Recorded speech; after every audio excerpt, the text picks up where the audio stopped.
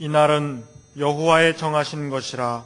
이날에 우리가 즐거워하고 기뻐하리로다. 오직 여호와는 그 성전에 계시니 온 천하는 그 앞에서 잠잠할지니라.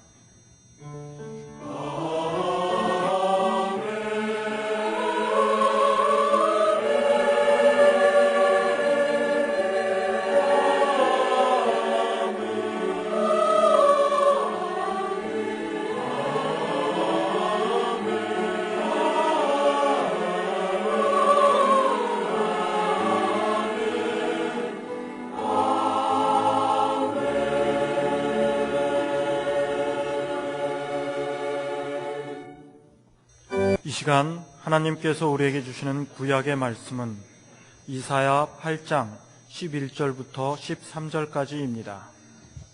975쪽입니다.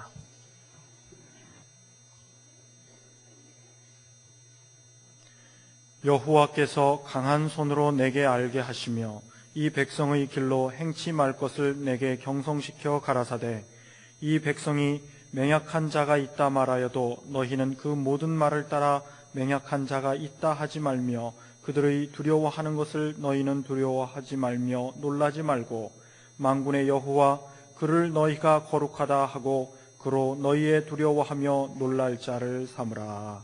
아멘.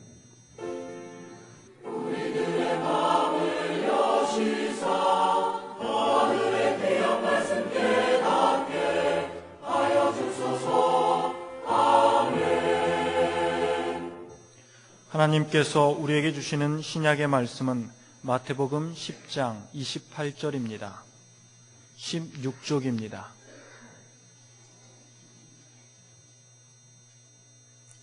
몸은 죽여도 영혼은 능히 죽이지 못하는 자들을 두려워하지 말고 오직 몸과 영혼을 능히 지옥에 멸하시는 자를 두려워하라.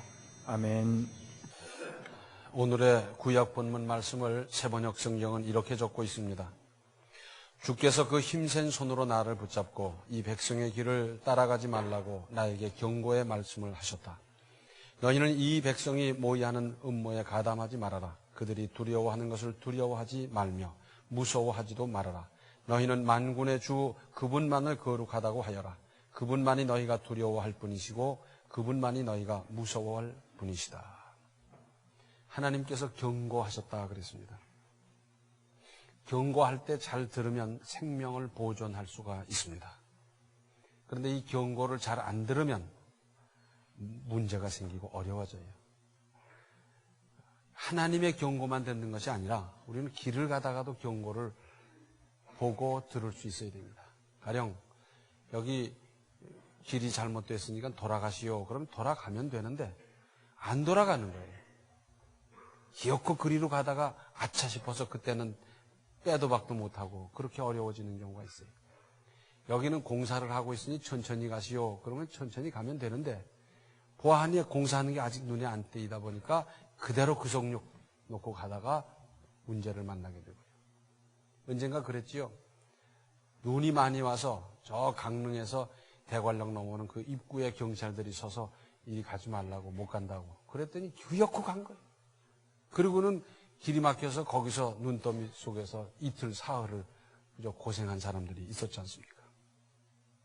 그런데 오늘 하나님께서 경고하신 내용은 이런 겁니다. 많은 사람들이 간다고 생각 없이 따르지 말라는 겁니다. 신앙은 다수결이 아닙니다. 그래서 많은 사람이 가는 넓은 문, 넓은 길로 가지 말고 좁은 문으로 들어가라 그랬어요.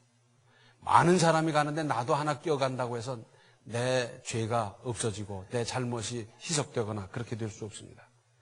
또 백성의 나쁜 짓에 함께 할 일이 아니라는 겁니다. 나쁜 짓 하는 데는 가까이 가지도 말고 방조하지도 말고 함께 하지도 말 일이고요. 또 그들이 두려워하는 것을 오히려 두려워하지 말고 하나님을 두려워하라는 겁니다. 세상이 두려워하는 건 별것 아니에요. 사실은 하나님을 두려워해야 된다 하는 말씀이지요. 오늘 신약 본문 말씀을 다시 보시면 몸은 죽여도 영혼은 능히 죽이지 못하는 자들을 두려워하지 말고 오직 몸과 영혼을 능히 지옥에 멸하시는 자를 두려워하라 그랬습니다. 몸과 영은 인간의 두 요소입니다. 몸을 죽이는 것은 일시적인 죽음이고 몸과 영이 지옥에 던져지는 것은 영원한 멸망입니다. 그래서 베드로전서 3장 14절과 15절에는 이런 말씀이 있습니다. 그러나 의를 위하여 고난을 받으면 복이 있는 자니 저희의 두려워함을 두려워 말며 소동치 말고 너희 마음에 그리스도를 주로 삼아 거룩하게 하고 너희 속에 있는 소망에 관한 이유를 묻는 자에게는 대답할 것을 항상 예비하되 온유와 두려움으로 하고 그랬습니다. 이 부분에 대해서 벵겔이라는 신학자는 이런 말을 남겼습니다. 하나님을 두려워하는 자는 하나님 외에 아무것도 두려워하지 않고 하나님을 두려워하지 않는 자는 하나님 외의 모든 것을 두려워한다 그랬어요. 하나님을 두려워하는 사람은 다른 것 때문에 두려워할 필요가 없어요.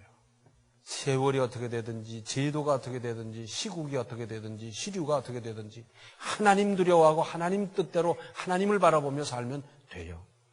그런데 하나님을 두려워하지 않는 사람은 세월이 어떻게 될까, 시국이 어떻게 될까, 정권이 어떻게 될까, 인심이 어떻게 될까, 거기에 신경 쓰고 그거 두려워하느라고 정신이 하나도 없지요. 또 브루스라는 신학자는 박해자를 두려워 말고 유혹자를 두려워하라 그랬습니다. 박해를 받으면 물론 배교하는 사람도 생겨납니다만 신앙이 오히려 성장할 수도 있고 신앙이 오히려 순수해질 수 있고 연단받을 수 있어서 신앙이 큰 역사를 이룰 수도 있어요. 그런가 하면 그런 박해는 잘 이겨낸 사람이 유혹에 넘어가는 수가 많습니다.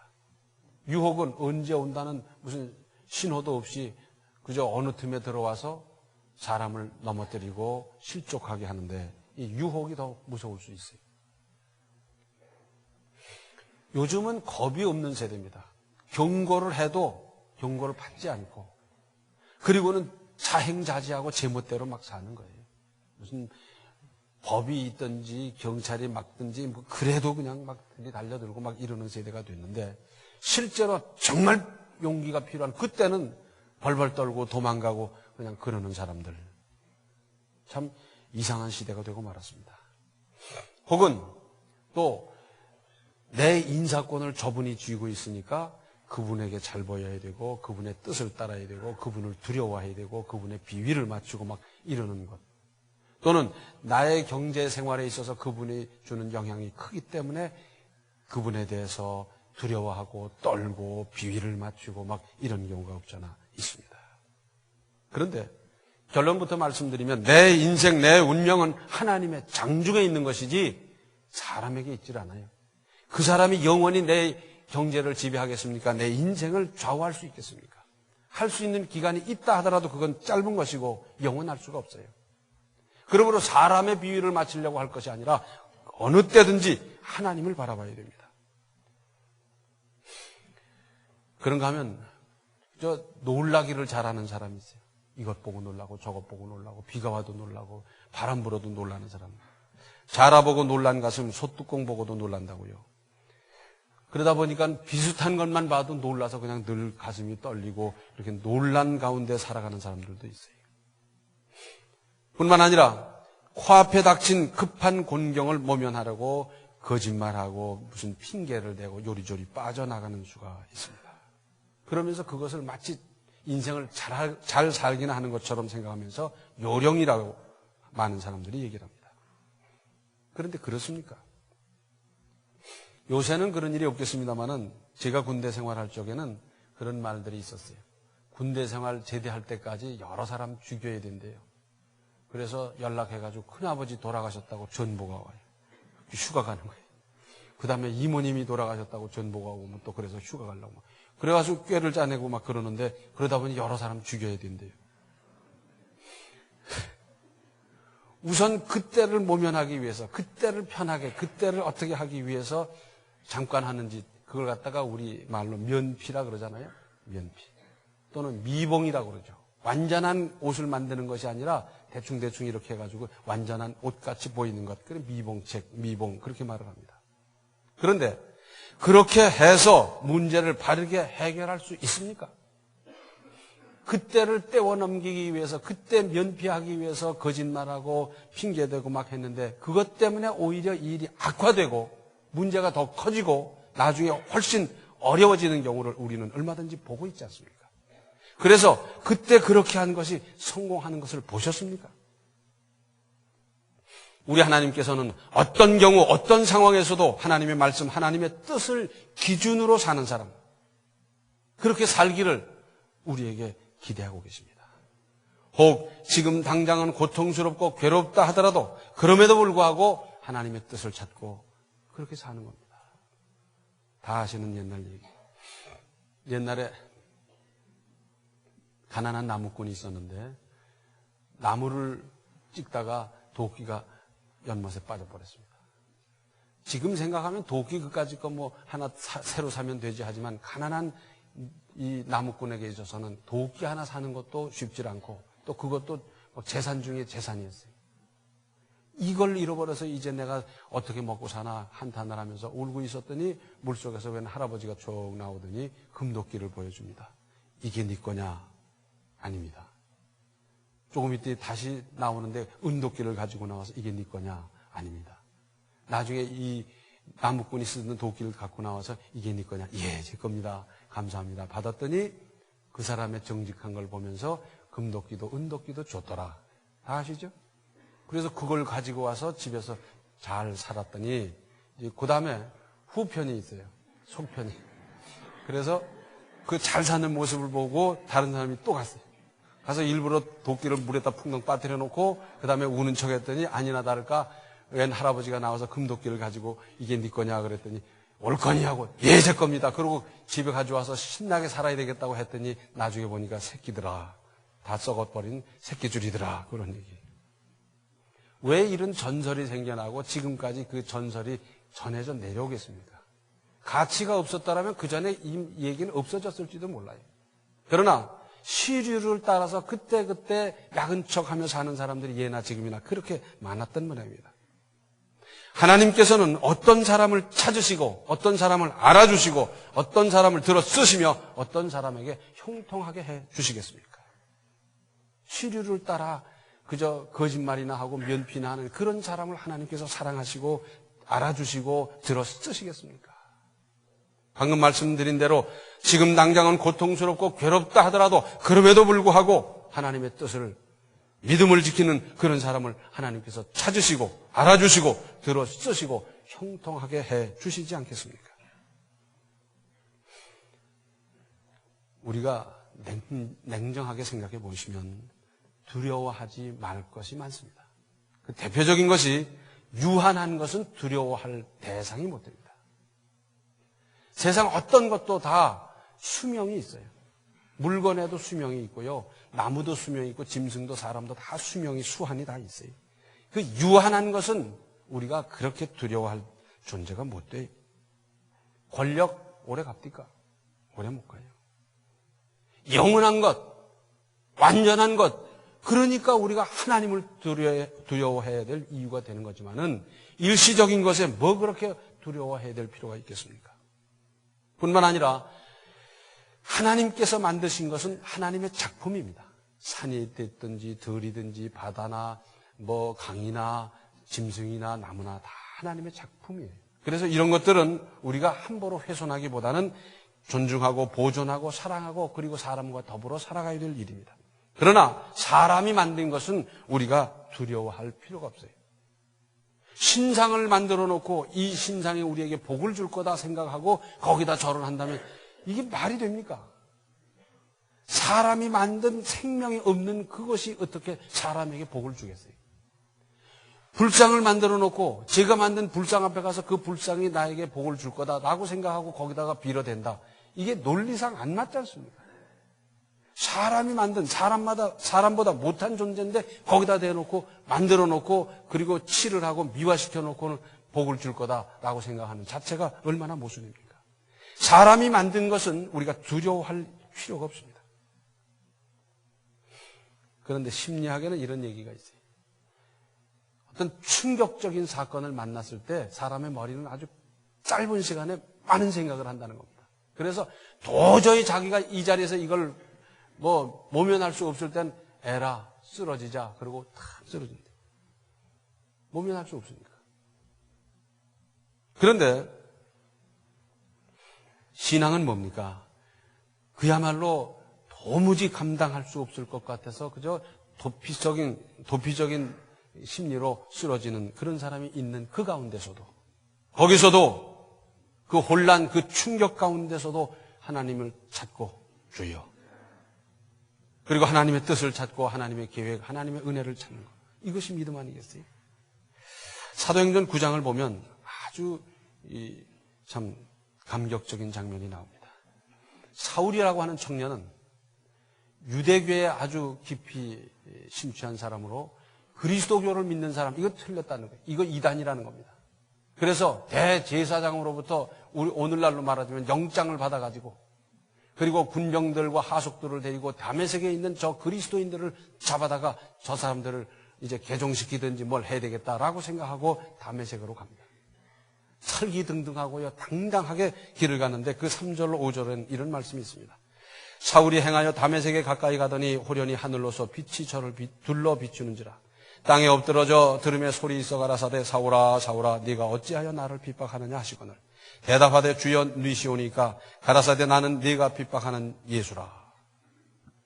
자, 당당하고 설기등등하게 길을 가다가 갑자기 하늘에서부터 뭐 눈을 뜰 수 없는 밝은 광채를 만납니다.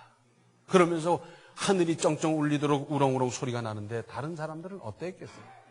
말에서 떨어지고 뭐 바위 틈에 숨고 그러면서 덜덜덜덜 떨면서 뭐 혼비백산해 있을 거예요. 거기서 하늘에서 울려오는 소리가 있지만은 그 소리가 무슨 소리인지 듣는다는 건 상상도 못하고요. 전부 다 그저 덜덜 떨고 있는 그때에 이 사울 청년은 묻습니다. 주여 니시오니까. 원문대로 하면, 헬라어 원문대로 하면 당신은 누굽니까? 질문하는 거예요. 빛을 비추고 하늘에서 소리를 내리는 당신은 누굽니까? 질문하는 거예요. 그랬더니 대답이 들려오는데 나는 네가 핍박하는 예수라. 이 음성을 들으면서 사울은 그 인생이 180도 바뀝니다. 그래서 그리스도교인을 체포하러 가던 사람이 이제는 그리스도를 증거하는 사람이 되고, 그리고 그 그리스도에게 바친 인생을 평생토록 사명감으로 살아간 사람이 됐어요. 멋있어요. 바위 틈에 들어가서 혼비백산하고 정신 하나도 없이 발발발발 떨고 들을 줄도 볼 줄도 모르는 그런 사람을 하나님께서 들어 쓰신 것이 아니라 그 가운데서도 주여 니시오니까 바라보고 대답을 듣고 그러는 가운데 변화받은 그 청년을 하나님께서는 들어 쓰셨어요. 우리는 필요 없는 것에 벌벌 떨고 있는 일이 얼마나 많은지 모릅니다. 요즘은 그런 일이 적지만은 옛날에는 깜깜한 밤중에 뭐 공동묘지도 있고 그런 산을 넘어가야 되는 일이 있지 않습니까? 그러면 들려온 얘기들은 있고 들은 것은 있고 하다 보니 거기 가다가 귀신이 나오지 않을까, 뭔 안 나올까 덜덜덜덜 떨다 보니까 바위도 귀신같이 보이고 나무도 귀신같이 보이고 그냥 쩔쩔쩔쩔 매고 그러면서 공연히 겁에 질리는 거예요. 그럴 필요가 어디 있습니까? 특별히 우리 그리스도인들에게 있어서는 하나님께서 나의 아버지가 되어주시고 나와 함께 하시고 역사하시는 그분과 더불어 그 손길을 붙잡고 가는데 떨어야 될 이유가 어디 있어요? 벌벌벌벌 떨고 떨어야 될 대상이 아닌 그런 것으로 말미암아 떠는 사람을 하나님께서 들어 쓰시겠습니까? 서양 문화의 밑바닥에는 그리스도교 정신이 맥맥히 흐르는데 그 대표적인 것이 뭐냐? In front of God. 하나님 앞에서 하는 겁니다. 하나님 앞에서. 하나님은 아니 계신 곳이 없고 늘 내려다보시는 그분.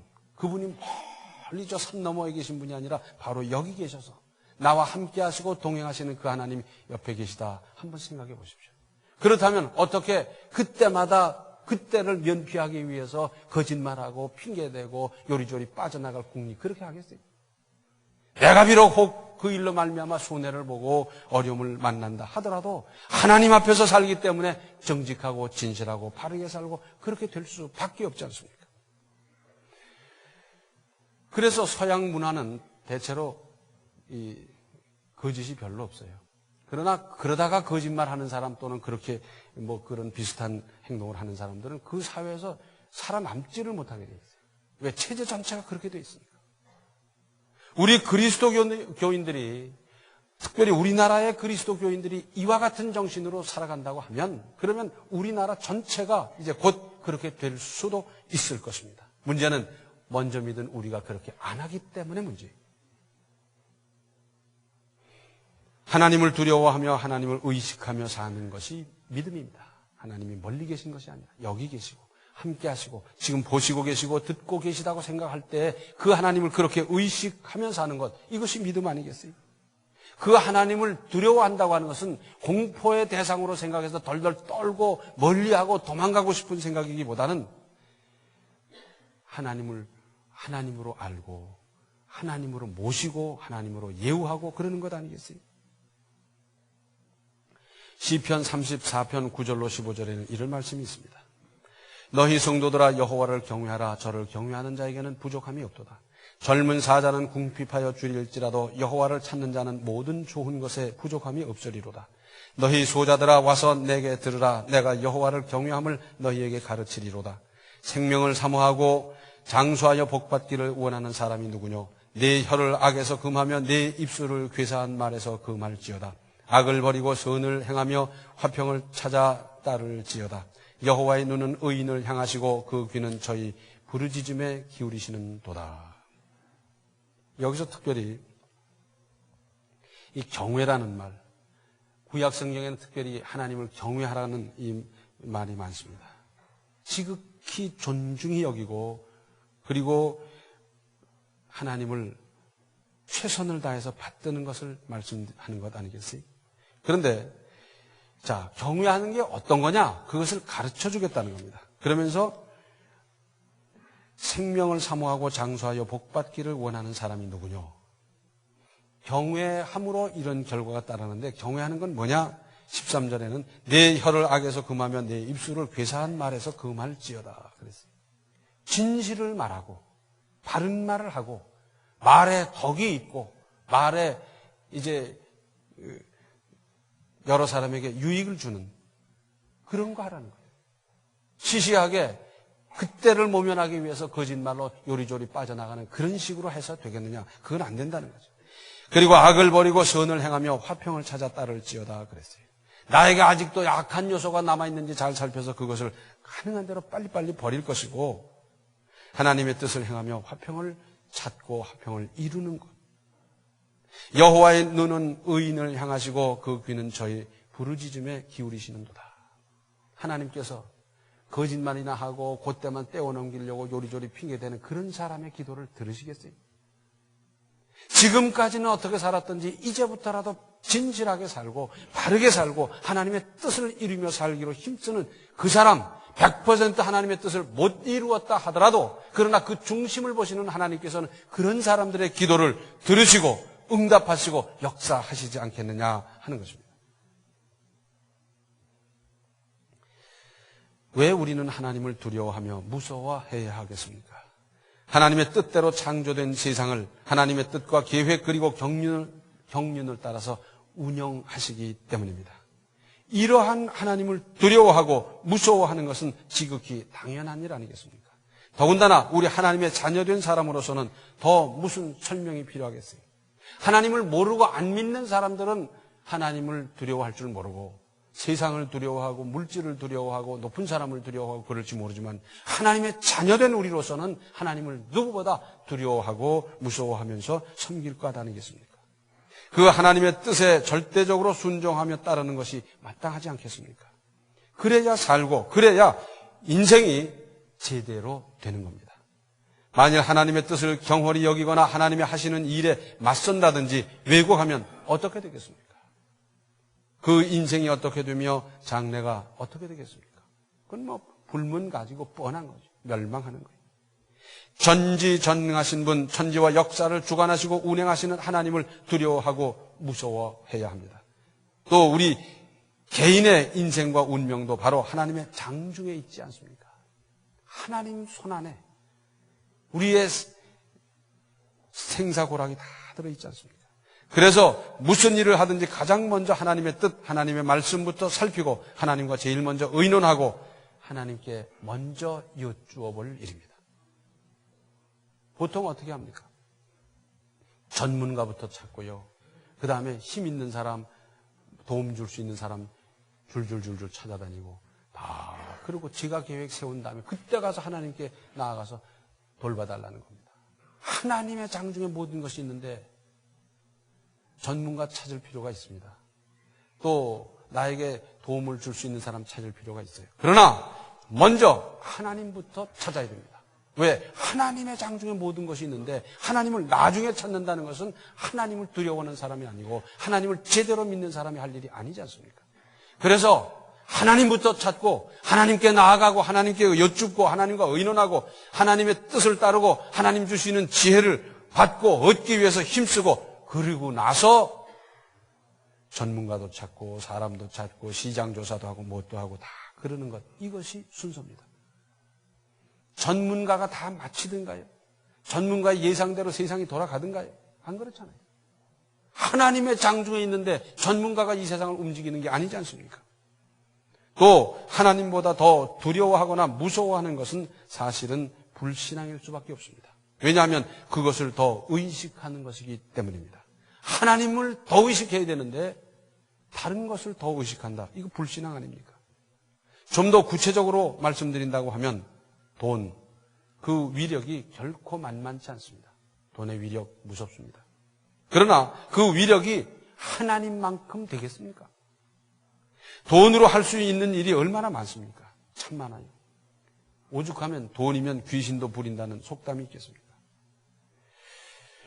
그러나 돈으로 할 수 없는 일도 많다는 사실을 알아야 됩니다. 돈으로 사람의 마음을 움직일 수 있는가 하면 움직일 수 없는 경우도 있어요. 돈으로 할 수 없는 게 얼마나 많습니까? 그러나 하나님은 전지전능하시지 않습니까? 그 능력을 돈과 비교할 수 있는 분이십니까? 그래서 만사에 하나님이 기준이 되어야 하고 성경이 교과서가 되어야 하고 그래야 바로 사는 인생이 되고 제대로 된 미래가 보장될 것입니다. 하나님을 두려워하고 어떤 경우에도 하나님의 뜻, 하나님의 말씀, 하나님을 기준으로 살아갈 적에 하나님께서 그를 도우시고 그를 붙드시고 그를 들어 쓰시고 역사하실 텐데 이런 은혜 속에 살아가시기를 바랍니다. 기도하시겠습니다. 은혜로우신 아버지 하나님, 저희가 믿음이 있는 것 같았지만 깨닫고 보니 믿음이 없었습니다. 하나님부터 찾고 하나님을 두려워하지 않았고 세상부터 찾고 사람부터 찾고 자금부터 찾았고 물주부터 찾았던 저희들 아닙니까? 불쌍히 여겨 주시옵소서. 이제는 하나님을 두려워하고 하나님을 무서워하며 하나님부터 찾으면서 하나님의 뜻부터 분별하며 저희들의 인생을 건설하고 계획할 수 있게 하여 주시옵소서. 그래서 하나님께서 주시는 은혜로 살고 하나님께서 주시는 지혜로 분별하고 하나님께서 주시는 모든 계획을 따라 인생을 살아가는 참으로 하나님 함께 하시는 은혜로운 인생 다 되게 하여 주시옵소서. 예수님의 이름 받들어 간절히 기도하옵나이다. 아멘. 세상에 어떤 것보다 하나님을 두려워하며 사는 것이 믿음입니다. 지금은 생명의 주 예수 그리스도의 은혜와 하나님 우리 아버지의 극진하신 사랑과 성령의 감화, 감동, 충만, 교통하심이 하나님을 두려워하며 하나님 중심, 하나님 제일로 살기로 작정하는 모든 성도들 머리 위에 이제로부터 영원토록 함께 계시기를 간절히 축원하옵나이다. 아멘.